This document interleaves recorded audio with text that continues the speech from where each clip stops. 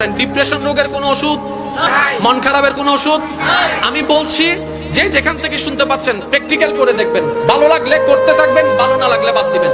আমি প্র্যাকটিক্যাল করেছি সেটা আপনাদেরকে বলছি।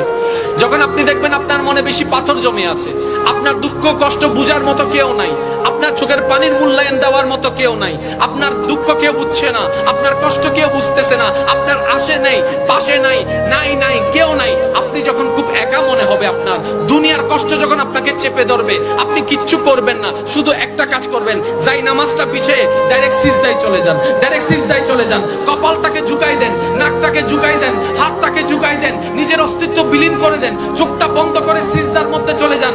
আল্লাহর ওয়াস্তে করে বলছি, কিচ্ছু পড়া লাগবে না, শুধু সিজদার মধ্যে পড়তে থাকেন, সিজদায় পড়ে থাকেন, কান্না করতে থাকেন। ওনাকে বুঝান যিনি আপনি না বললেও সবকিছু বুঝে, ওই রবকে জানান যিনি আপনি না জানালেও সবকিছু জানে। দুনিয়ার মানুষ তো আজকে বললে কালকে চুপ উল্টাই ফেলে, ব্ল্যাকমেল করতে শুরু করে। রব তো সবকিছু জানার পরেও দোষ গোপন করে রেখেছে। ওই রবের দরবারে সবকিছু বলতে থাকেন, 1টা মিনিট 2টা মিনিট 3টা মিনিট, দেখবেন আপনার সমস্যা তখন সমাধান না হলো অন্তরে এমন একটা শান্তি লাগবে যেটা আপনার পৃথিবীর কোথাও খুঁজে পাবেন না। সুবহানাল্লাহ।